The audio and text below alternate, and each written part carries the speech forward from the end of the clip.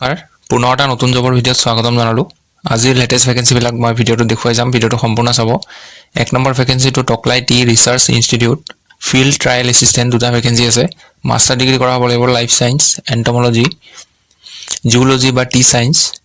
আৰু আপোনালোকৰ মান্থলি কিমানকৈ দিয়া হ'ব ইয়াতে দিয়া আছে, চাই ল'ব। কনচলিডেটেড পে'মেণ্ট দিয়া হ'ব। আপাৰ এজ লিমিট 35লৈকে এপ্লাই কৰিব পাৰে। 2 নম্বৰটো প্ৰজেক্ট এছিষ্টেণ্ট এটা ভেকেঞ্চি আছে। Bachelor degree in life science, entomology, zoology যিকোনো এটা হ'লে হ'ল। আৰু আপোনালোকৰ চেলাৰীটো ইয়াতে দিয়া আছে +8% HR পাব। নেক্সটটো আপোনালোকৰ non technical assistant, graduate from any discipline with computer knowledge. Upper age limit 30 ইয়াৰ্ছলৈকে এপ্লাই কৰিব পাৰে। ইয়াত এপ্লাই কৰিবৰ কাৰণে আপোনালোকে নিজৰ বায়'ডাটাখন আৰু নিজৰ যিখিনি ডকুমেণ্টছ আছে সেইখিনি গোটেইখিনি ফটো মাৰি ল'ব। মাৰি কিনে PDF-ত কৰি কিনে ইয়াতে মেইল ID দিয়া আছে, ইয়াত চেণ্ড কৰিব লাগিব। আৰু এপ্লাই কৰা লাষ্ট ডেটটো হ'ব 17 মাৰ্চ। 2 নম্বৰ ভেকেঞ্চিটো হৈছে ফাৰ্মা কোম্পানী। আপোনালোকৰ ইয়াতে মেডিচিন কোম্পানী আৰু হিমালয়া কছমেটিক কোম্পানী আছে। পেকেজিং আৰু ছুপাৰভাইজাৰৰ ভেকেঞ্চি। মিনিমাম ক্লাছ 6 পাছ কৰিলে এপ্লাই কৰিব পাৰে। জেণ্ডাৰ মেল ফিমেল দুইটাই এপ্লাই কৰিব পাৰিব। চেলাৰী ইয়াতে ৰেঞ্জ দিয়া আছে, চাই ল'ব। লগত PF ESI পাব আৰু ফুড আৰু একমডেশ্যনখিনি দিয়া হ'ব। যিসকল মেল কেণ্ডিডেট আছে তেওঁলোকক দিব।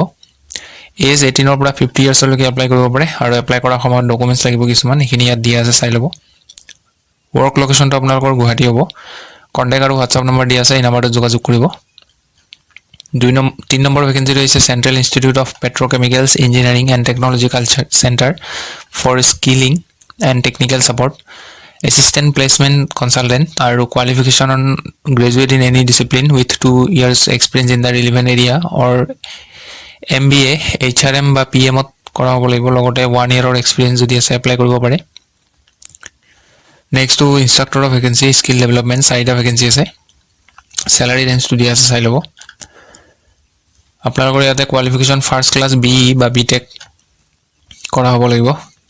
আৰু লগতে আপোনালোকৰ এবছৰ কাম কৰা এক্সপিৰিয়েঞ্চ লাগিব। বা আপোনালোকৰ যদি first class full time diploma in appropriate branch DPT, DPMT, PGD, PPT আৰু লগতে যদি 3 বছৰ এক্সপিৰিয়েঞ্চ আছে এপ্লাই কৰিব পাৰে।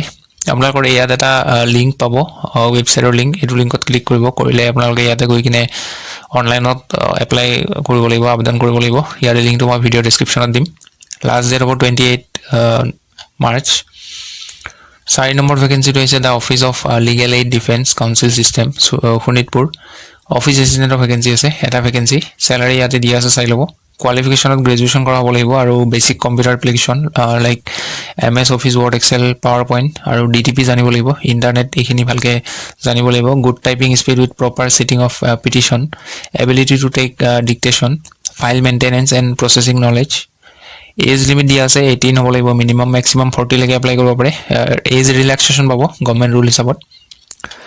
এপ্লাই কৰিবৰ কাৰণে আপোনালোকে ষ্টেণ্ডাৰ্ড ফৰ্ম ফিল আপ কৰিব লাগিব। লগতে ইয়াত দিয়া আছে, চাই লওক। Along with attested copies of all testimonials, মানে আপোনালোকৰ যিবোৰ চাৰ্টিফিকেট আছে, qualification, age, caste, valid employment exchange registration card, computer certificate আৰু নিজৰ পাছপৰ্ট চাইজ ফটো 3 কপি একেলগে আপোনালোকে এনভেলপত ভৰাব। ভৰাই কিনে আপোনালোকে এইটো এড্ৰেছত দি আহিব লাগিব। ইয়াত এড্ৰেছটো হাইলাইট কৰা আছে।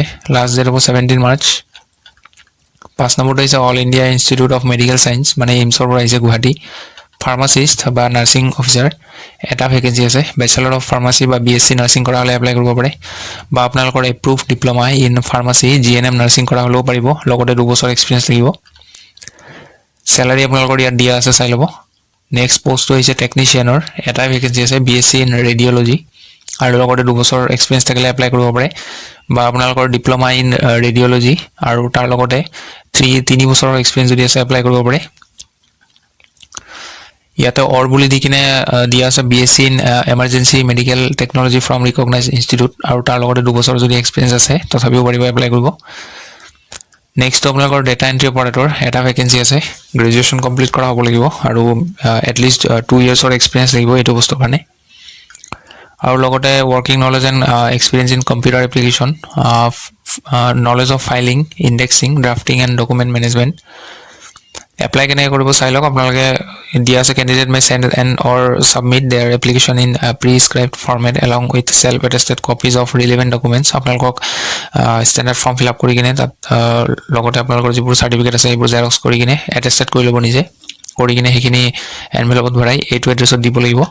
লাষ্ট ডেট হ'ব 15 মাৰ্চৰ পিছত এপ্লাই নকৰিব পিছৰ ভেকেঞ্চিটো হৈছে DB motors private limited north Lakhimpur ৰিচিপশ্যনিষ্টৰ ভেকেঞ্চি আছে মেল কেণ্ডিডেট যদি হয় প্ৰিফাৰেঞ্চ পাব এটা ভেকেঞ্চি আছে লোকেশ্যন বিহপুৰীয়া হাই সেকেন্ডাৰী পাছ কৰিলে এপ্লাই কৰিব পাৰে এবছৰ যদি এক্সপিৰিয়েঞ্চ আছে পাৰিব আপোনালোকৰ ইণ্টাৰভিউ হ'ব 12 মাৰ্চত ইণ্টাৰভিউ লোকেশ্যন হ'ব নৰ্থ লখিমপুৰ 2 নম্বৰ ভেকেঞ্চিটো ডিলাৰ সেলছ এক্সিকিউটিভ 12টা ভেকেঞ্চি আছে ইয়াৰে লোকেশ্যন হ'ব বিহপুৰীয়া চিলাপথাৰ মাজুলী বিশ্বনাথ চাৰিআলি আৰু নৰ্থ লখিমপুৰ কোৱালিফিকেশ্যন HS পাছ কৰা হ'ব লাগিব আৰু 1 ইয়াৰৰ যদি এক্সপিৰিয়েঞ্চ আছে এপ্লাই কৰিব পাৰে আপোনালোকৰ এইটো এড্ৰেছ মানে ভেনু নৰ্থ লখিমপুৰে হ'ব এপ্লাই কৰিবৰ কাৰণে ইয়াতে মেইল ID এটা দিয়া আছে আৰু কন্টেক্ট নম্বৰ দিয়া আছে আৰু আপোনালোকৰ ইণ্টাৰভিউ যেহেতু 12 মাৰ্চত হ'ব গতিকে 12 মাৰ্চৰ আগতে বা 12 মাৰ্চৰ দিনাখনে ৰাতিপুৱা আপোনালোকে কন্টেক্ট কৰিব পাৰে নম্বৰটোত টাইম দিয়া আছে 10:30 পৰা ইণ্টাৰভিউ ষ্টাৰ্ট হ'ব সো এইখিনি আছিল ভেকেঞ্চি আৰু আপোনালোকৰ প্ৰত্যেকটা